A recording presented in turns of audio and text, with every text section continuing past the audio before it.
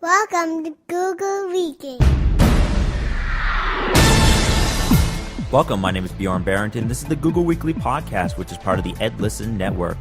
Thank you for listening and never stop learning. This is episode 25, Google On-Air Conference and interview with Haiku Learning Management System, recorded April 10th, 2012. Welcome, everybody, to the Google Weekly Podcast. I have a great show today, and this is the first time I've had three people on. I'm going to call him a guest co-host, and that's Eric. Howdy. And I have Anthony here from Haiku. Hi, everyone. And we're going to break up the show a little bit. We have Google has a really big announcement, and I'm very happy to be part of this. And this is an educational on-air conference that's happening May 2nd. I kind of little bit plugged this before I was allowed to, I think during the submissions process. But we can talk, as of this morning, we're allowed to talk about it. Eric, do you want to mention a little bit about this, the details? Yeah, absolutely. Really excited about this. Basically, those of us who've been using Google Plus for a while, one of the things that we really love about it is the Hangout feature, where we can get together, which is actually what we're doing right now. Folks who are just listening would not realize that we're actually seeing each other as we're doing this. But the Hangout feature is a fantastic way to get up to 10 people together and do a video conference very easily. Google then, a little while after coming out with Hangouts, came out with Hangouts on Air, which would then allow you to not only have the 10 people together who are talking and collaborating together, but an unlimited amount of people would be allowed to view the live stream of the Hangout as well. And so suddenly, I think educators all over, our minds just start cranking, thinking, wow, wouldn't this be a great way to provide professional development? And so I know that some cohorts and myself thought about this, and Bjorn, you thought about this as well on your own and beat us to the punch. But we'll be following you up soon with another e-conference in a few months here. But yes, what's happening is basically Google is saying we're going to be putting on May 2nd, starting at noon, running up till 10 p.m. all Eastern Standard Time, a free educational technology conference done completely online, done completely through Hangouts on Air. I think there's like 40 different sessions, and we're going to have folks from all over the country presenting. Bjorn, you're presenting. I'm presenting. Several of my other colleagues that I'm aware of are presenting, and folks will be able to come to the website, which we'll plug here in just a bit, to find out what those sessions are. They'll be able to then on that day either watch live as these presentations are given, putting comments in the comment stream, or some folks will actually be able to take part in the Hangout. I think a Hangout can handle 10 people. There'll be 2 people in there for sure, the presenter and a Google Assistant. So there'll be 8 slots available for folks to plug in who maybe can contribute to that topic or ask some questions or get involved in it. Really excited about this opportunity for educators everywhere. I know, this is amazing. Speaking of Google Broadcast and the fact that we're on this, would either of you mind me hitting broadcast so this goes out live? That's perfectly fine with me. Okay, well, I'm going to hit the start. I normally do that before the show starts, but it's a classic example of using this technology where I can actually produce this show as a live broadcast. And I did think I did that last week with the Jake there from the student. No, but the Google conference I'm excited about this. And a few weeks back, Google was asking Google certified trainers different ways that we could promote the Hangouts on air. And I just sent back and says, I would love to see an online conference. It's kind of like that flipped classroom concept. It's really a new way of getting the information out to teachers. And so they took it, they ran with it. And this is the best part. And this is what I commend Google for, is they actually kept me in the loop. So I pitched the idea to it. I figured they would take it, run it, and I would never hear from them again. Instead, they sent me like the rough draft of the submission form and kind of kept me in the loop on how things were going, asking my opinion. I think our presenters are going to get some T-shirts, and that was an idea I pitched to them. I don't know if it happened this year. I kept pitching the idea of getting some vendor slots, which Anthony, you would have benefited from. But I'm not sure that happened this year. I mean, it kind of happened very quickly. So maybe next year you can get in as a vendor slot for the. That'd be awesome. And certainly, definitely a program worth talking about it. I do want to talk about the sessions. I'm going to talk about the ones I have and plug the ones that I am doing. And in the show notes, I have a link, or actually, if you go straight to the website, the google-weekly.net podcast, you will see that I have the Google On Air conference, and I've updated that link to include all my sessions and the ones that I'm going to be doing. And I put some in here. I usually was expecting them to choose one or two. They chose 5. So I am using Google Docs to organize the classroom, and that's a little bit of a spin-off of my classroom model, which I don't know if I've talked about on air yet, but I know I've sent out on several of the listservs. PD Now, which is going to be professional development, kind of a conversation and my spin on that. And that's kind of also a spin on the EdListen Network, which I am beginning, and that the Google Weekly podcast is part of. Where I'm trying to do professional development through audio. Okay, so we have the setting up Google Apps for your domain, and this is for anybody who has to set up Google Apps from the start. There's a lot of little technical things that go with it, and it sometimes helps to just see the entire process. So I'm going to go through setting up a domain, showing you what settings you need to do, how to verify and importing users, and just kind of start to finish. And I think I'm really excited about that one. I think a lot of people who don't know what it takes to get Google Apps going is going to really enjoy that one. I have the web alternative, and I originally did this presentation when Chromebooks first were coming out. And it's just basically, I took a look at when Chromebooks came out, I wanted to find out, could I live in a web-only world? And I took a look to find what applications were out there. So I found video apps, graphic apps, all kinds of things on the web, and I'm just going to share what I found.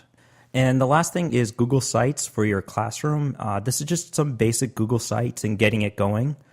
So, and all of these, if you go to my website, is the Google Plus. And what you can do is, if you're interested in being one of the 8 people that are hanging out, please just comment on the Google Plus, one of the sessions. If not, you can watch live through YouTube. Eric, take it away. Oh, absolutely. Again, like I said, I'll be doing about 4 sessions that day, and I'll run through those real quick and maybe highlight a couple others that some of my colleagues will be involved in. The first one that I'll be doing, I don't know if they're chronologically here, but one of them I'll be doing is called Rolling Out Google Apps for Education. Sounds a little bit like what you were saying, Bjorn, but mine is more on the implementation, not so much the technical end of it, but an idea of what we did when we rolled out Google Apps for our district, what we did to prepare the teachers, the training, the sequence in which things were rolled out, how we started with staff, then moved to students, what we did for our policies, for what students could and couldn't do, what we learned from it, the resources we developed, and so on. So that one's going to be all about rolling out Google Apps for Education, sort of that big picture idea from start to finish of what it would take in a district to roll that out. That's going to be at 6 p.m. Eastern Time. The second one that I'm doing is called Google Forms for Everything. That one's going to be at 3 p.m. And Google Forms for Everything, basically we talk about all the different ways that we've been using Google Forms in our school district. I think there's like 7 or 8 different categories I've broken them up into, from educational things to administrative tasks to time-saving tasks, for grading quizzes, for doing word clouds, for doing so many things. So it'll just be a really neat session giving you a brief overview of how to use Google Forms, and then lots and lots and lots of practical examples of what you can do with it. And those who are actually taking part in the Hangout, whether in the Hangout or watching, will have some forms that they can take during the session to contribute to to what is being shown in the forms. So it'll be an interactive session as well. A third one I'm going to be doing is called the Paperless Classroom with Google Docs. And basically it's all about, hey, if you're ready to make that switch and you want to go paperless and you want to do as much as you possibly can in Google Docs, how do you do it? How do you do it without losing your mind? Because suddenly you're going to be getting, hundreds of documents getting shared to you from the students. How do you organize it? How do you keep track of all of that? And so it's going to talk about the proper way to set up collections and sharing and all of those sort of things. That's going to be at 1 p.m. And then my fourth and final one, a little bit different. I haven't done this one before, so this will be fun. It's called Creating Comic Strips with Google. I had a great opportunity to work with some fourth grade students in my district recently. I'm the tech coordinator here. Maybe I'll chat about that a little bit later as to exactly who I am. But I had a great opportunity to work with some fourth graders in an after-school enrichment program, teaching them Google Docs. And one of the things I worked with them was how to use Google presentations to make comic strips. And so we've got a whole session on how you can use all of the great new features in Google presentations to be able to make some really neat comic strips as another possible product for students rather than just the normal report or a normal slideshow or a normal shoebox float or something like that. One more way to make a neat product. Beyond that, I've got to plug my cohorts from the State of Tech podcast. Again, perhaps mention a little bit about that later, but Eric Griffith, who is on that podcast with me, is going to be doing a session called Formative and Summative Assessment, Google style. And my other cohort, Sean Beavers, who is on the podcast with me, is going to be doing a session called Gmail, the Heart of Your Digital Life. So that's just, a few of the 40 sessions that people can plug into that day. It's going to be a fantastic time. Likewise, if you like any of those, go to our Google Plus pages, find those posts, comment on them, and you have an opportunity perhaps to join the 8 people in the Hangout that day. I know. I am so looking for this. And bringing this all together, and I'm going to use this as a transition, is a learning management system is what I've been using in my school, or actually what I've been looking at in my school, because Google Apps has a lot of great products, and it works out great, but you still want that full year curriculum way of organizing it. And that's where a learning management comes into play. And that's one of the reasons why I brought Anthony here from Haiku, because Haiku seems to be the learning management system in my area that's getting a lot of positive reviews, a lot of press. It's getting to be pretty popular around here. So, and Eric, I'm going to talk about the State of Podcast after we do our interview. How's that sound? Hey, that sounds fantastic. Okay, Anthony, can you tell us a little bit about Haiku and you? Sure. Thanks, Bjorn. So Haiku is definitely exactly what you described. It's the glue that can hold together a classroom, and it works especially well with schools that are using Google Apps for education. So just some brief history on Haiku. The field of learning management systems was kind of evolved out of higher education, and a lot of the leading players, whether they're the for-profit companies or the open source projects, all kind of started from in the higher ed realm. And Haiku, in kind of contrast to that, began as a tool specifically to meet the needs of K-12 students, teachers, and administrators. And so because of that, we have a lot of great features that are designed specifically for the K through 12 market. The first time that I heard about you was at a K-6 school, and that was with Dan French, and he was one of the people I interviewed on early on in the show, in one of the very first few episodes. And I found it really, really easy to use at the K-6 level, whereas the other popular program at the time, which is Moodle, I don't think I would have ever put into a higher grade. So great product for all across the grades, from early on to later. And I think the best thing about it is your integration with Google. So what are some of the features that you have within Google and the integration there? integration with Google Apps is really great. We're actually one of several learning management systems in the Google Apps Marketplace in the EDU category. So it's installing Haiku. You can install it directly to your Google Apps domain with just a few clicks directly from the app marketplace. I think the key things and Google Apps solves a lot of problems for teachers. It's an awesome tool for collaboration with students, but it also creates a few new problems. Google Apps was not designed for an education environment. It was designed as a general collaboration tool, and I think there's a lot of ways that smart schools kind of work around some of the limitations and talk about creating collections that you share with your students.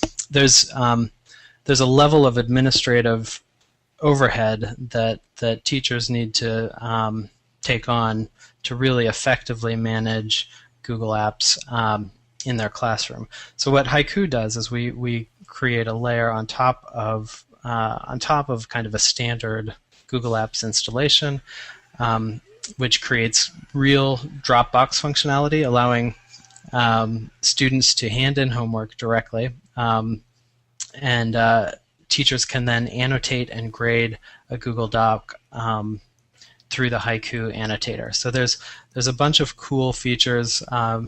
It's all single sign-on, of course, so once you're signed into Google, you're signed into Haiku and vice versa.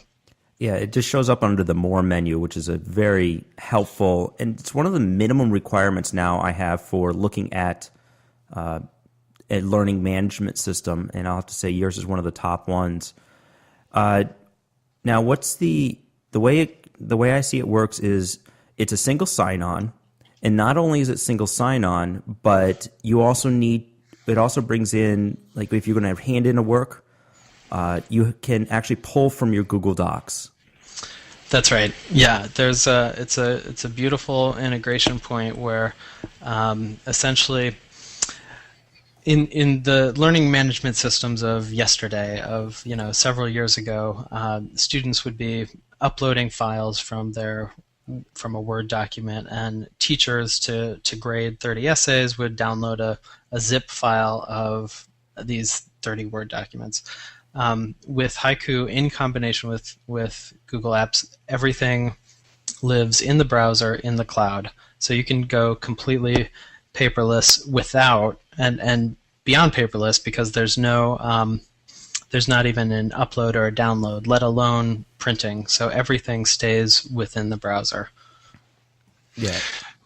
Eric. Now, Anthony, I had a quick question for you. I was looking at the features of Haiku, really impressed. Really nice service, really nice website, a lot of great information. The one that caught my eye was the one you mentioned briefly when you talked about the ability to annotate on the student's work. That's phenomenal, first of all. I mean, that's one of the things that needs to happen for teachers to take that turn and go from, paper classes to paperless classes, is they'll say, hey, I love Google Docs, absolutely, but the only way I can comment is leaving comments in the right-hand column, which is okay, which is good, but I want to draw on there. I want to put, I need to circle this and put an arrow there. So I saw that in there, but in your videos that your company has produced, in every example, it says and shows PDFs and Word documents. It does not show Google documents. I heard you say it sounds like that happens. Can you give me more information? Is that true? Can you annotate a Google Doc the same way? Definitely. So there's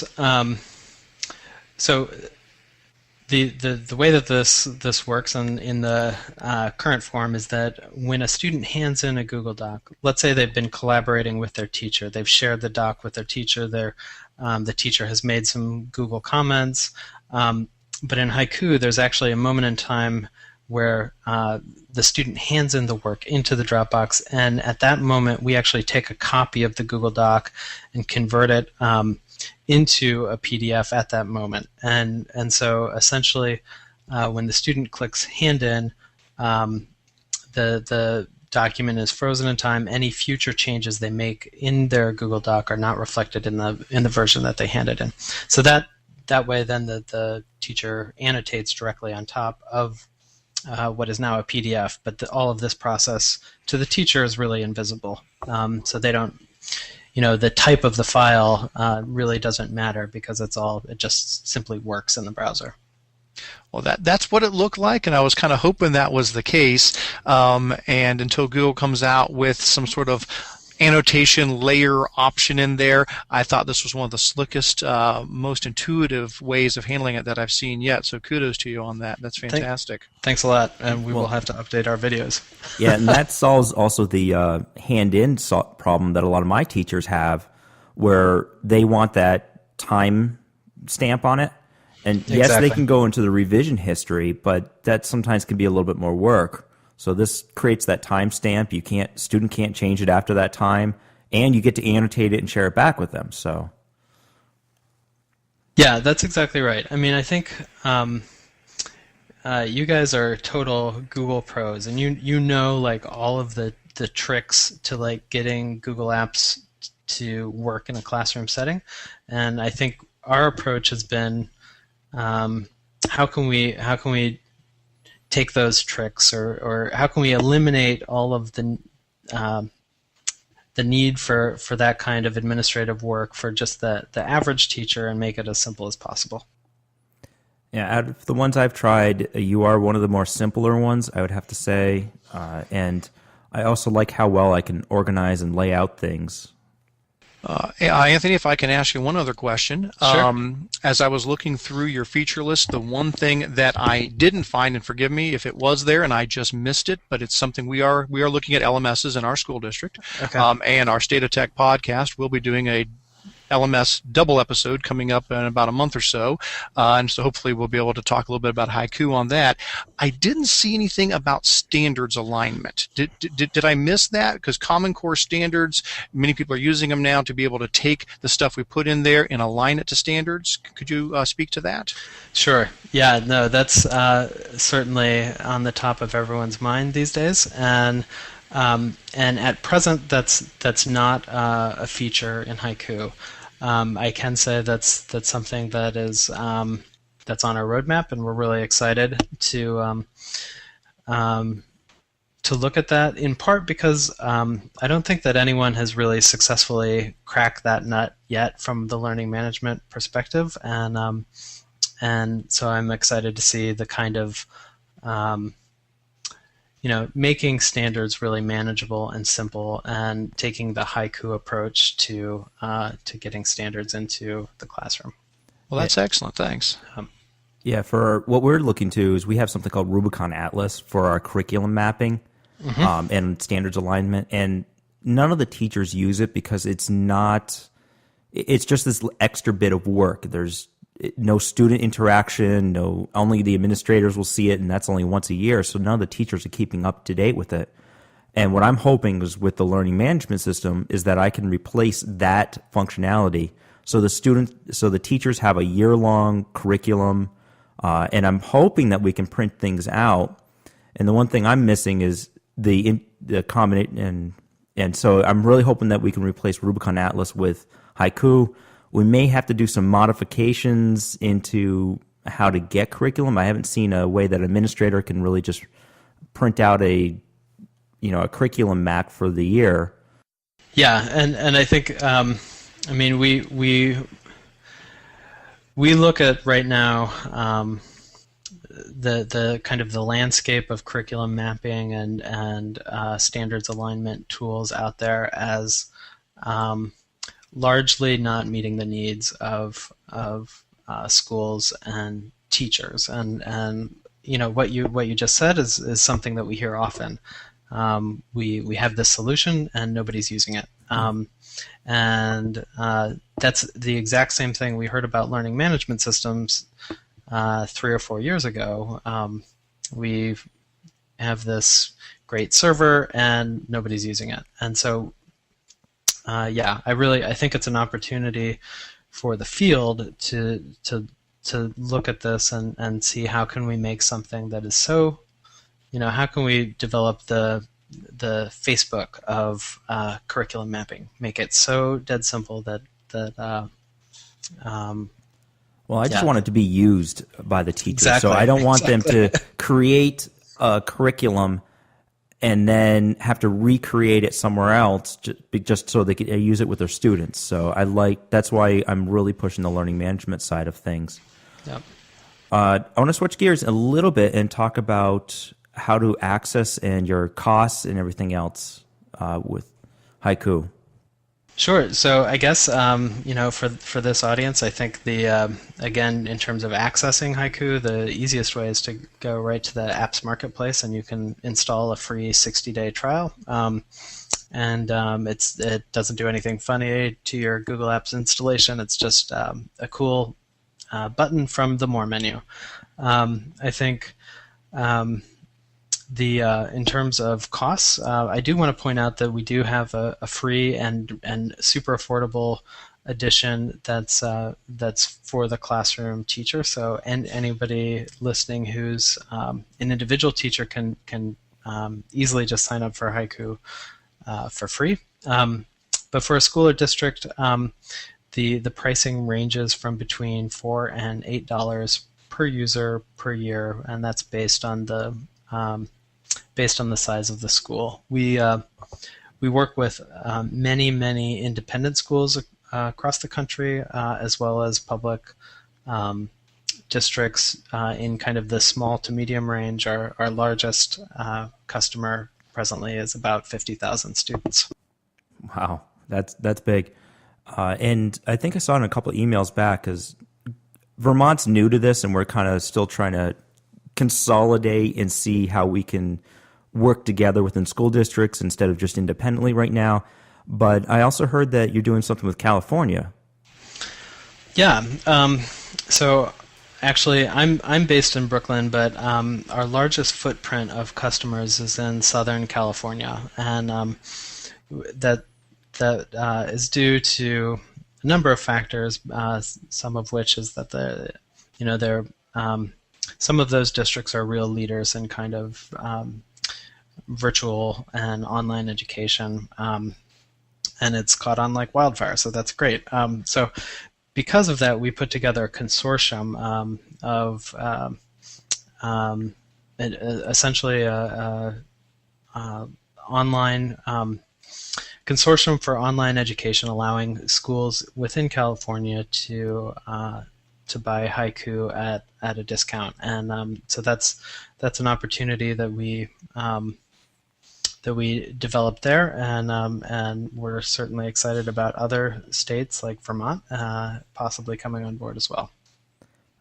And maybe Eric, where you're from? Yeah, Ohio, right, Eric? Yes. Yeah, I'm in Northeast Ohio, and I think we're very similar to everywhere that pops up a lot of times. People talking about what LMSs they're using and giving suggestions and asking questions. So it is certainly an area I know in our school district. We definitely want to try to launch something next school year. And before I go on to the next section, I'm reading the show notes, and Andy, how did you get your job there at Haiku? Yeah, so I mentioned this, but I'm relatively new. I just joined Haiku in January of this year, but I've worked with the company's founder and CEO for more than 30 years at this point. I started out as his assistant on his paper route when we were both about 5 and 6 years old. So that's we have a long history, and it's great to be working with him again. And Haiku it's an awesome company, and I really I'm glad to be here. Now, how old is Haiku? Because it's relatively new, isn't it? We actually Brian and his co-founder Alan started the company in 2006, but a learning management system, it takes a while to build one. So they actually came out of beta around 2008 and launched the Google Apps for Education integration component in late 2010, and that's really been been a huge turning point in the company's growth and adoption was connecting with Google. On a similar note, one of the things that I've heard that has been the best thing about Haiku has been your support. And that's been the hands down number one feature that everybody just praises with you guys. Well, yeah, thank you. I think that's something that we try really hard to support our schools, and especially those of you who are on Google Apps for Education. You're definitely pioneering. You're figuring a lot of things out on your own, and Google is great, but they don't provide phone support for everyone. So we like to step in and fill that gap. We're committed. At the end of the day, we want schools to be using this technology just to the absolute limit, and we're going to support you to do that as best we can. I had a great program. They've always been helpful to me. They actually returned on my demo. We demoed it once before, and then I had to call back and get it turned back on to take a second look. Any other things about Haiku and you that you'd want to quickly talk about before we move on? I would just encourage anyone who's interested to reach out, and we're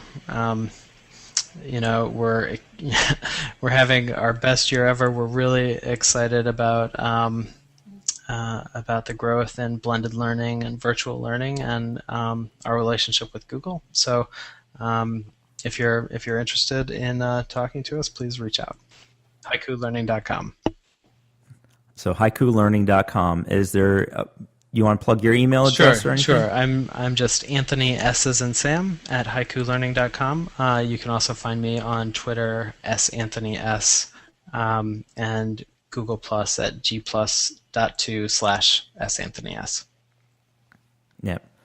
Okay, and I want to come back to Eric, and we kind of talked a little bit or hinted a little bit about your other podcast and what makes you a great co-host.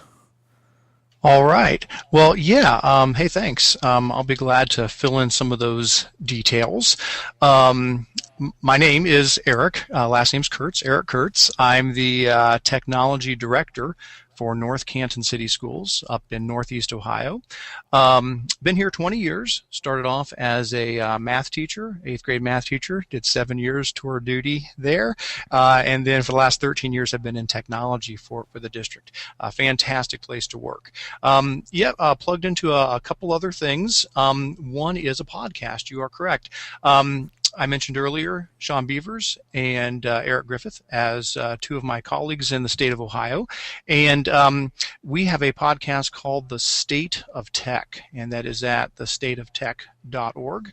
And basically what that podcast is bi-weekly, so every 2 weeks. And it's about an hour and 15 minutes long or so each episode.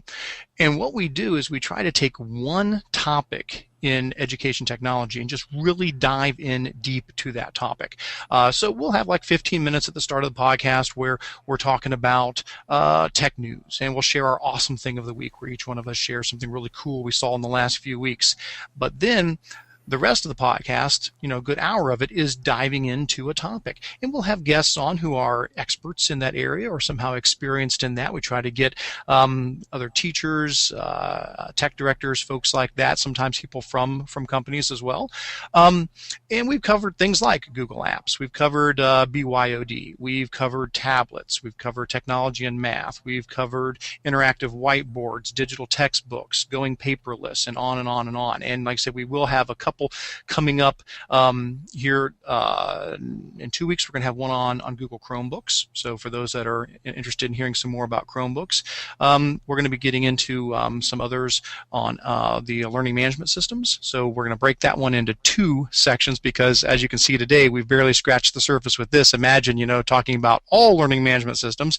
So we're going to do one episode that's an LMS shootout where we just talk about all the different ones out there and compare them, and then follow that up with an episode that really gets into Well, it doesn't matter which one you choose. Now let's talk about using an LMS. How can you, effectively change teaching and learning with a learning management system? So that's the sort of stuff that we do at the podcast. Again, that is at thestateoftech.org. Another one of the podcasts coming up is using technology and science. So science teachers can definitely plug into that one.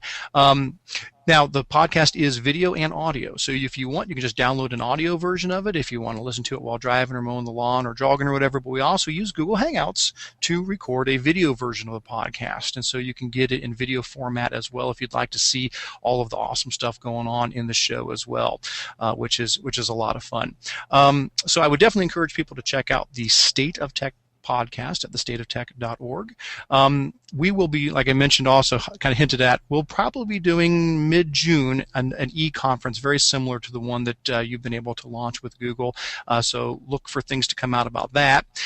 The only other thing that I'll throw out is I also run a website called Apps User Group. For Google Apps users. Back in January 2011, when we had rolled out Google Apps, back then there weren't regional user groups like we have now. About 6 months later, Google started rolling out the official regional user groups. Prior to that, there really wasn't something like that, and so we went ahead and started up a website called appsusergroup.org. And basically what it is a site to help, assist, connect schools all around the country that are using Google Apps for education. We've got lots of tutorials there, lots of articles, lists of schools that are using Google Apps so you can find other people in your state or in your area. Lots of great resources there. And so I would encourage people to check out appsusergroup.org as well and get plugged in to that. There's a real neat group of folks there, several hundred who are in our discussion forum, and just, it's a great place to ask questions and get help and share resources. Yeah, and like me, I'm a certified trainer in the other groups I'm part of, and I'm part of that group. I'm usually one of the first people to respond, but I know in the Apps User Group, you beat me to the punch every single time. There's no doubt about it. Well, I definitely feel a little bit of, obligation since I, am managing the site to kind of keep an eye on it. But honestly, no, I appreciate so much the people who do contribute to there because I said there's hundreds of people in the forum, and if somebody posts something, someone knows, somebody's got an answer, somebody has some information on it. And so I'm always more than happy to share what I'm aware of, what resources I have, but I'm always learning from everybody else as well. It's just that's the whole idea. I mean, that's what's great about being in education. We're here to teach, to share, to help each other. Well, collaboration is definitely key, and I think that's why a lot of us educators are just clinging to Google and like learning management systems and things like that, because that's where it is. It's really aiming for collaboration, and it's working, and students are talking to each other. So kudos for learning management systems and Google Docs for pushing that. I'm going to move the show on to the app exploration part, and I honestly did not put anything down, and so this is just going to be off the cuff. Andy, let's start off with you. Yeah, sorry. Did I do that Anthony. right? Anthony. Yeah. I am horrible with names, and I'm assuming I messed up yours, Eric, your last name a few times too, so I apologize. Oh, that's fine. I've been called much worse. No problem at all. Well, I have a name, Bjorn Barent. It took me forever to just even get my own, and I think I mentioned it before on the show. My wife's name is Carolyn, and for the first 6 months that we were just kind of friends and everything, I just called it Caroline. It didn't go over too well. So, Anthony, do you have any Chrome Web Store apps or Android apps that you are fond of that you wouldn't mind sharing? I'm not sure if you've seen this before, but I'm sure you have. One of our partners is Desmos, and they have a Chrome web app for their online graphing calculator. You can find it, I think, at abettercalculator.com or desmos.com, and that's DESMOS.com. And they're another really cool company doing great work in education, and they power our online annotator. Nice. Yep. Eric? Yeah, sure. Sometimes the line blurs between what's an app, what's an extension, what's a this, what's a that. So, I can certainly share, several different options, but one that we've been playing around with is Lucid Chart. You might have mentioned that. I don't know if so. I apologize if it's already come up on the show before, but mind mapping tools are certainly a valuable program for schools to have. We use like Inspiration at the middle school, high school level, Kidspiration at the elementary level, but those are installable programs. They're not web-based. I know Inspiration does have a Webspiration version, but then, you got quite a cost involved in there. Certainly a great product, but we're always looking for cloud-based and as much as possible free, as close to that as you can get. Well, Lucid Chart can be installed right from the apps marketplace, so that everybody in your Google Apps domain can have access to it, and it is free, totally free, and it is a really, really, really nice mind mapping program that lets you do all the things you would normally expect. Put in your boxes, connect them with connectors, move them around, type stuff in. But what I really like that kind of separates it beyond just the fact that it does what it needs to do and that it's web based, is that it does go that next step and take care of a few things like sharing. You can collaborate. You can take a mind map that you've created and share it with others, give them view rights or give them edit rights. Also, what's great is it has a really nice picture import feature or a picture insert feature. Sure, it comes with some libraries already where you've got your normal boxes and this and that.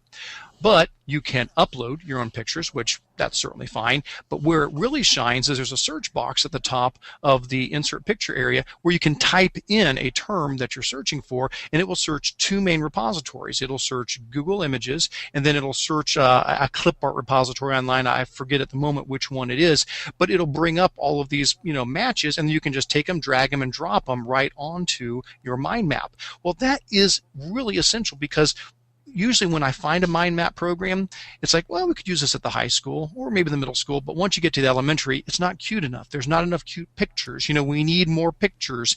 Well, now you can. If they can type in dog, boom, here's going to be a bunch of dog pictures. Take one, drag it over, and it's on there. So I see this really being a great resource no matter what grade level you're at, with it being web-based, with the sharing enabled, and you can log in right with your Google Apps account. So that one is definitely a no-brainer, a great one. I think it was my awesome thing of the week a couple episodes back on the state of tech, so I'm more than happy to mention them again, because I think that is certainly a great app for people to take advantage of. And even if you're not using Google Apps, you can just go to lucidchart.com and use it normally. But if you are a Google Apps district, really a great idea to go into the marketplace and get that installed. And that's one that I would definitely recommend.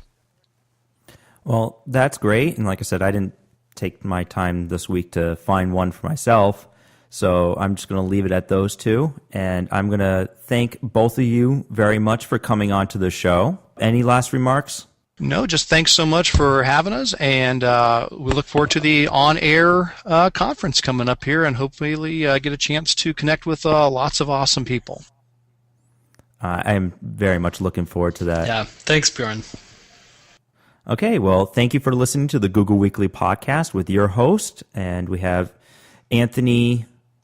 Let me go. How do you say your last name? Showalter. Anthony Showalter and Eric Kurtz today with us. You can follow the podcast and contribute by going to www.google-weekly.net. You can follow me on Twitter, Facebook, and Google+. I also encourage you to get the conversation going around the show by posting comments right on the podcast, or using the hashtag GWPodcast within your social network. Again, thank you for listening, and never stop learning. This is Torrance, and thank you for listening.